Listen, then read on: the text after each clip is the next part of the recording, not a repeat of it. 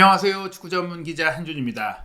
대한민국의 캡틴 손흥민 선수의 부활이 토트넘 호스퍼를 연패의 늪에서 구해냈습니다. 또한 포스테코글루 감독 체제의 고강도 압박 축구가 체력 문제와 부상자 빈발로 인해 무기력하고 지지부진한 경기력으로 이어지고 있었는데 그 답답하던 경기 내용도 해결했습니다.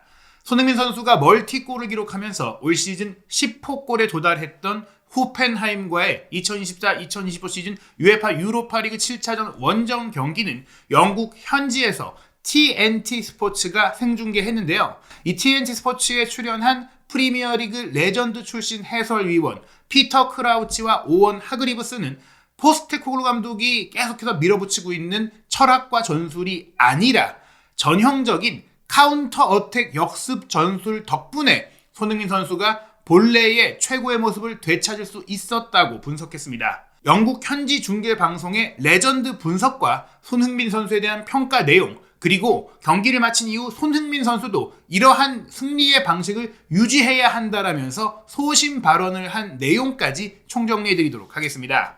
먼저 오원 하그리브스가 토트넘이 다시 바운스백, 반등했다라고 얘기하면서 선제골이 너무나 좋았다, 러브라는 표현까지 쓰면서 토트넘이 이날 경기에 보여줬던 공격 패턴이 분명 최근 부진하고 답답하던 면과는 180도 달라졌다고 설명을 합니다. 모든 선수들이 경기 내내 이런 축구를 했다라면서 한 일부의 장면이라든지 득점 장면만이 아니라 경기 운영 방식과 접근 방식 자체가 달라졌다. 즉 라인을 빠르게 넘나들면서 바로 높은 곳을 노렸다. 공에 대해 압박하지 않고 오히려 속공과 역습을 했다는 건데, 이 얘기는 하이라인으로 자신들의 선수들을 모두 자기 진영이 아닌 상대 진영 쪽에 두고 밀어붙이고 상대가 밀려 내려가서 상대의 문전 위험 지역에 공간이 없는 형태의 축구를 하면서 계속 상대를 지배하고 두들기면서 지공 상태에서 뭔가를 만들어내는 그런 축구를 포스테코글루 감독이 추구해 왔는데, 그걸 토트넘이 잘 못하고 그러다가 역습당할 때 열심히 뛰어내려가다가 체력이 고갈되고 햄스트링이 터지고 그런 문제들이 있었기 때문에 지금 문제가 발생했는데, 이날은 전혀 다른 축구를 했기 때문에 성공했다는 얘기죠.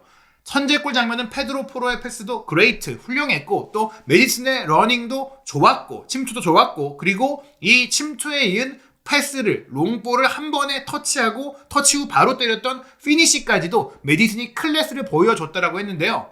이 공격 패턴 장면에 대해 오원 하그리브스는 상대 수비를 뚫기 위한 가장 쉬운 방법, 이지스트 방법이라고 하면서 단순하지만 이게 잘 통한다. 한 번의 긴 패스로 60야드, 거의 55m를 그냥 관통해버렸다. 굳이 중원을 거쳐가면서 많은 선수들이 관여할 필요 없이 최후방에 있던 포로가 최전방으로 올라온 메디슨에게 때려놓고 끝냈다는 거죠. 그리고 메디슨이 이런 플레이를 하면서 레스터 시절에도 오히려 세컨드 톱으로 뛰면서 결정력, 파이널 서드 지역에서 제2의 공격수로 뛸 때 잘했는데, 지금 6번 역할까지 내려와서 하고 8번 역할 하고 압박하고 이동하고 풀어가고 플레이메이킹하고 이러면서 부하 걸리고 한계도 나오고, 또 그러다가 공격에 가담했을 때 슈팅 정확성도 떨어지고 이런 면들이 사라지면서 체력도 아끼고 효율적이고 집중력도 사라졌다는 겁니다. 피터 크라우치 역시 토트넘의 선제골은 일단 아주 빠른 시간에 나온 점도 좋았고, 또 메디슨이 온사이드 상태에서 아주 훌륭한 침투를 한 점도 좋고, 포로가 그런 메디슨을 잘 찾아서 연결했던 것도 좋다. 즉 이런 역습 플레이가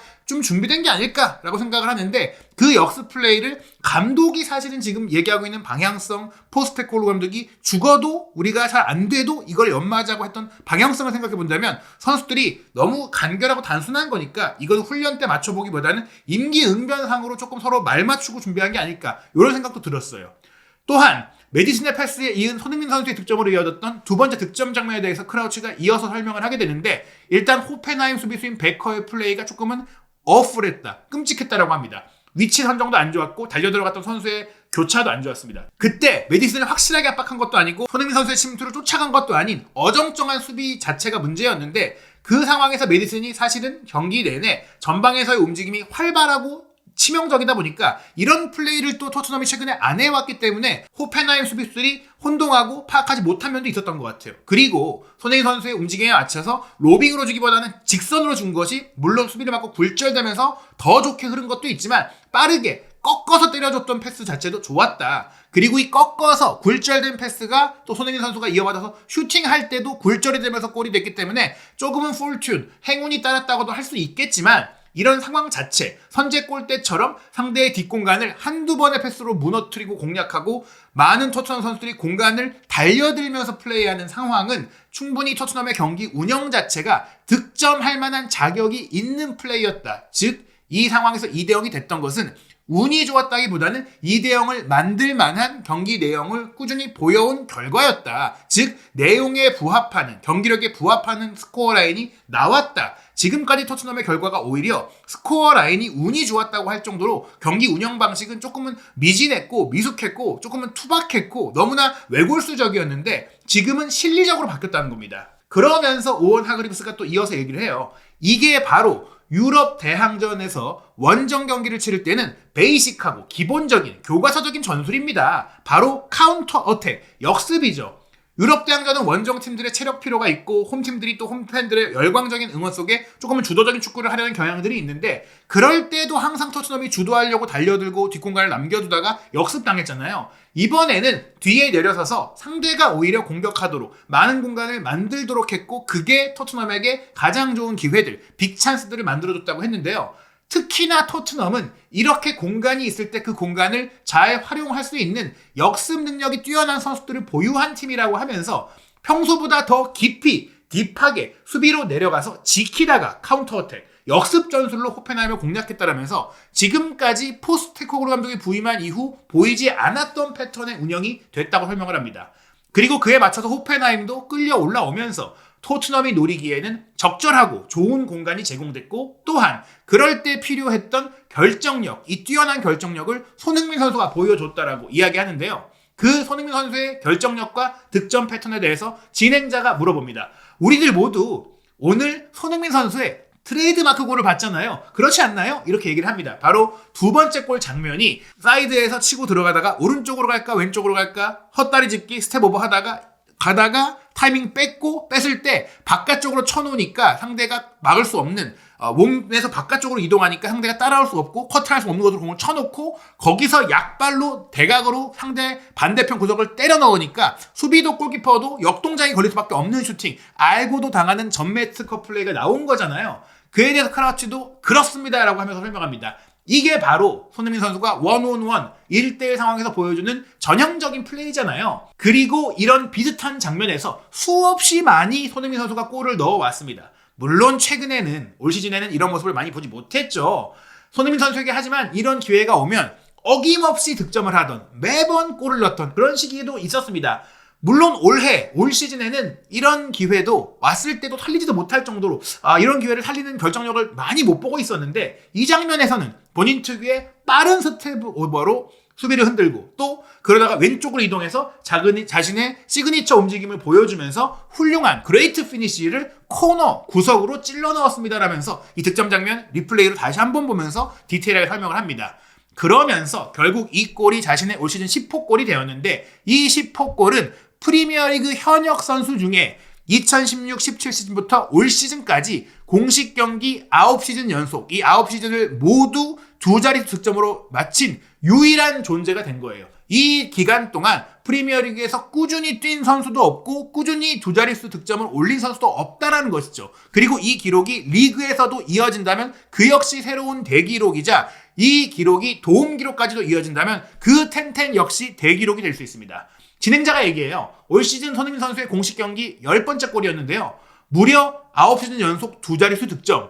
이거 정말 unreal, 비현실적인 컨시스턴시, 꾸준함 아닌가요? 라고 물어보자 크라우치가 얘기합니다. 맞아요.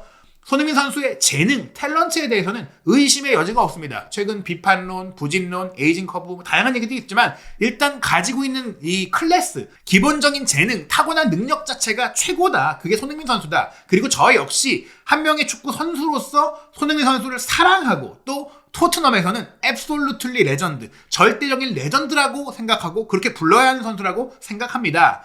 일단 왜냐? 기록이 얘기하잖아요. 설명합니다. 손흥민 선수는 이번 경기 출전으로 토트넘 역대 공식 경기 출전 10위 안에 드는 선수가 됐습니다. 토트넘 공식 채널에서 언급한 대로 이 경기가 손흥민 선수의 통산 436번째 출전 경기로 딱 10위에 오르게 됐고 이제 2경기 더 치르면 9위인 지미 디목과의 동률이자 3경기를 더 뛰면 지미 디목을 제치고 공동 8위로 앨런 글리젠과 동률이 되고 아마도 올 시즌 안에 함께 뛰기도 했던 전임 주장 위고 로리스의 기록도 따라잡으면서 결국 올 시즌이 끝난 시점에는 손흥민 선수가 충분히 탑5 안에도 또 도전할 수 있는 그런 흐름, 유로파리그 우승까지 이어지고 또 다른 컵 대회, 카라바오컵, FA컵에서도 끝까지 간다면 정말 토트넘에서 손흥민 선수의 이 기록은 득점 기록, 출전 기록 모두 정말 역대급, 리빙 레전드 그리고 영원 불멸한 레전드가 될 수 있는 상황이에요. 그런 상황 속에서 손흥민 선수가 말씀드린 이 출전 기록과 더불어 역대 가장 위대한 토트넘 선수들과도 어깨를 나란히 하는 득점 기록까지 세웠는데 비록 올 시즌에는 손흥민 선수에 대해서 크리티시즘, 비판이 조금은 나오고 있지만 그런 비판은 사실 톱 플레이어라면 자연히 따라오는 숙명과 같습니다. 이게 비판이라는 게 누구나 부진할 때도 있고 굴곡질 때가 있고 모든 선수가 항상 꾸준하기 어렵고 지금 비현실적일 정도로 꾸준하다고 하는 손흥민 선수조차도 이런 시기를 맞이할 수가 있는데 그럴 때 이런 거센 비판이 생각보다 좀 큰 비판이 나오는 것은 손흥민 선수에 대한 기대가 크기 때문에 그가 톱 플레이어, 세계 최고 수준의 선수이기 때문에 기준과 기대가 높기 때문이다. 우리가 최근 몇 시즌 동안 봐왔던 그 꾸준하고 강력하던 능력이나 폼을 보여주지 못할 때 톱 플레이어들에게는 그런 비판이 나올 수 있는데요. 하지만 그런 최근의 비판과 상관없이 커리어 전체를 돌아봤을 때 이 잠깐의 부진이 있다고 해도 손흥민 선수가 토트넘의 레전드라는 점에는 의심의 여지가 없다라고 했습니다. 그리고 앞서 설명한 그 전술적인 성공을 봤을 때는 손흥민 선수의 부진은 어찌 보면 손흥민 선수를 가장 잘 활약할 수 있도록 하는 전술적 지원이 미비했기 때문이 아닐까.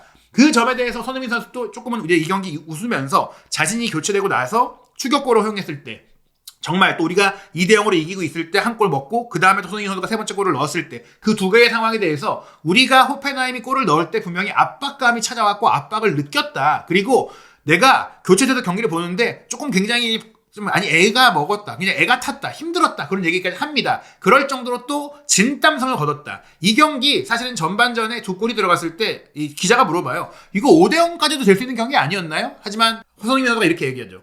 축구에서 그런 가정은 아무 의미가 없습니다. 실제 어떻게 경기가 진행됐냐가 중요하지 그때 뭐 골을 안 먹었다면 그때 골을 하나 더 넣었다면 이런 거 의미가 없습니다. 축구 경기는 항상 그 어떤 팀이든지 상대하기 어렵고 유럽 대항전은 언제 어디서 경기하느냐에 따라서 어떤 팀도 질 수 있고 우리가 어떤 팀에게도 질 수 있다. 홈에서 우리가 로마에게 또 이기지 못했던 경기도 있지 않느냐 뭐 이런 얘기들을 하면서 손흥민 선수가 이번 경기는 주장으로서 정말 만족스럽다. 그리고 정말 많은 믿음을 얻게 됐다. 선수들이 모두 잘해줬다. 뭐 이런 얘기를 합니다. 그러면서 또 하나 강조한 게 앞으로 이제 엘프스보르와의 경기 자력으로 자동 16강 진출, 파리 안의 성적을 거둘 수가 있게 된 부분들을 질문했을 때 우리는 계속해서 집중해야 됩니다. 어디에? 우리의 리듬을 유지하는 데 집중해야 됩니다. 그리고 위닝 웨이스, 우리가 지금 승리한 방법을 되찾았는데 그것을 유지할 수 있도록 집중해야 됩니다. 우리가 특히 홈에서 경기할 때는 더더욱 우리가 지금 하고 있는 플레이를 할 수 있는 게 중요합니다. 그런데 그 플레이가 포스테코글루 감독이 추구하는 또 한 번 굉장히 답답할 정도로 후방 빌드업을 하고 공격 지역에 올라갔을 때 템포가 늦고 상대가 다 내려갔을 때 공간이 없을 때 공략하는 그런 플레이라는 게 아니라 이번 경기처럼 실리적이고 효율적으로 상황에 맞게 유연하게 능동적으로 경기를 운영할 수 있는 선수들의 자율성과 선수들 스스로의 창의성이 나올 수 있는 그런 경기. 이제 어찌 보면 최근에 많은 기사 또 포스테코글루 감독에 대한 압박 여러 논란들 그리고 그 과정 속에서 강등권 추락의 문제 속에 어찌 보면은 뉴캐슬과의 경기에 손흥민, 메디슨 팀의 주장과 부주장이 감독과의 어떤 그 권위 다툼에 있어서 벤치로 밀려나는 상황들이 있었는데 그게 세간에 알려졌고 이제 다시 포스테코글루가 메디슨과 손흥민 선수에 대한 지지를 돌려주면서 팀 분위기를 정리하고 있고 그런 과정 속에 이번 호펜하임과의 경기는 손흥민, 메디슨이 가장 잘 뛸 수 있고 토트넘 선수들이 잘 뛸 수 있는 효율적 역습 축구가 발휘됐다는 거. 너무나 흥미로운 게 2024-2025 시즌 프리미어 리그에서 토트넘이 역습 축구를 안 하고 있음에도 불구하고 역습 득점이 가장 많은 팀이에요. 10골을 역습 카운터 어택으로 넣었습니다. 리버풀과 마찬가지로. 그리고 선두를 달리고 있는 리버풀조차도 역습 축구를 굉장히 잘 활용하면서 선두를 달리고 있는 거고, 또 다른 상위권인 첼시와 아스널도 역습 득점을 각각 6골, 4골로 상위 5위 안에 들 정도로 많이 넣고 있어요. 지금 챔스 진출권에 올라와 있는 노팅엄도 전형적인 역습 축구를 하면서 4골의 역습골을 넣었는데 그 골보다 더 많은 역습골을 토트넘이 넣고 있잖아요. 그렇다면 더더욱 이런 역습 축구를 많이 해야 된다. 세계 최고의 감독, 역대 최고의 명장으로 불리는 무리뉴 감독이 토트넘 감독이 되기 전에 한참 전성기일 때 이 월드컵 중계방송 패널로 나왔을 때 공을 점유하다가 뺏겨서 역습 상황이 나올 때는 전 세계에서 손흥민보다 나은 선수가 없다라고 얘기를 했었고, 실제로 토트넘 감독이 돼가지고 손흥민 선수가 이렇게 역습할 때 케인이 골 넣는 게 아니라 케인의 패스를 손흥민 선수가 받아서 골을 넣게 하는 혼케 듀오의 패턴을 만든 인물이고,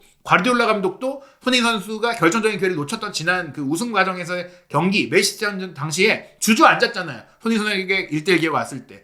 손흥민이 지난 7, 8년 동안 해리 케인과 함께 우리를 얼마나 괴롭혔는지 아시냐? 내가 그래서 주저앉을 수밖에 없었다. 얘기를 할 정도로 이런 역습 기회에 왔을 때 확실하게 해결하는 결정력, 신속함, 또 판단력, 속도감 다 갖고 있는 게 손흥민 선수란 말이죠. 호펜하임과의 경기가 졸전 끝에 졌던 에버튼과의 경기가 어떻게 달랐느냐? 스코어는 똑같이 3대2였는데 토트넘이 이번엔 이겼고 에버튼전에는 졌던 이유가 기록으로 나와요. 볼 점유율, 토트넘이 에버튼 원정 갔을 때 63.8%로 훨씬 많이 가져갔고, 필드 틸트, 경기장 기울기도 61.1%로 토트넘이 계속 몰아쳤는데, 수비 라인도 45.6m로 아주 높이 놓고 가뒀었는데, 오히려 기대 득점은 2.3골의 에버튼보다 1.51골의 토트넘이 더 낮았었죠. 그리고 위협은 비슷했는데, 이번 호펜하임과의 원정 경기, 물론 기대 득점값 자체는 낮았지만 점유율 44.2%로 오히려 호펜하임에게 밀렸고, 필드 틸트, 경기장 기울기도 63.5%로 호펜하임이 더 주도적으로 경기를 했고, 그리고 토트넘이 올 시즌 들어 가장 낮은 수비 라인 39.8m, 40m보다 더 밑으로 내려가서 경기를 평균적으로 했던 첫 경기로서 이런 결과를 낸 겁니다. 그리고 에버튼과의 경기 손흥민 선수가 원톱으로 뛰었잖아요. 솔랑키의 부상 속에. 근데 위치 보시면 거의 중앙 미드필더에 가깝게, 중앙 미드필더 베리발보다도 밑에, 사르가 수비형 미드필더로 뛰었는데 그 근처에서 뛰었습니다. 즉 너무 빌드업 과정에서의 부담, 연계, 이런 본인의 마무리가 아니라 플레이 전체를 이끌어가야 되는 역할을 했는데, 이번 호펜하임전은 가장 높은 위치에서 스트라이커로 뛰지 않을 때도 왼쪽에서도 제일 위에 갔고 그 뒤에 가운데로도 뛰었고, 이렇게 뛰었기 때문에 역습도 잘 되고 손흥민 선수의 결정력이 살아난 겁니다. 오는 주말에 있을 레스터시티와의 경기 역시 솔랑케의 부상이 6주 부상으로 또 알려졌기 때문에 뛸 수 없는 가운데 손흥민 선수를 최전방에서 잘 활용하고 손메 듀오, 여기에 쿠르세스키 트리오를 잘 활용하는 게 중요해요. 특히 솔랑키 존슨이 없을 때 손흥민 선수가 이렇게 공격에 집중하는 역할을 할 수 있게 되고, 그제서야 손흥민 선수의 진면목이 나오고 있습니다. 과연 1월 26일 밤 11시 레스터시티와의 경기도 토트넘이 역습 축구를 시도하면서 손흥민 선수의 연속 득점 행진, 그리고 토트넘의 연승이 이어질 수 있을지, 한준TV 구독, 좋아요, 알림 설정을 통해 오는 주말에 열린 토트넘과 레스터의 경기 실시간 소통방송 입중계도 함께 해주시고, 경기 이후의 분석 영상, 해외 반응, 그리고 영국 현지 중계방송, 레전드 해설 등의 다양하고 풍부한 콘텐츠 빠르게 확인하시기 바랍니다.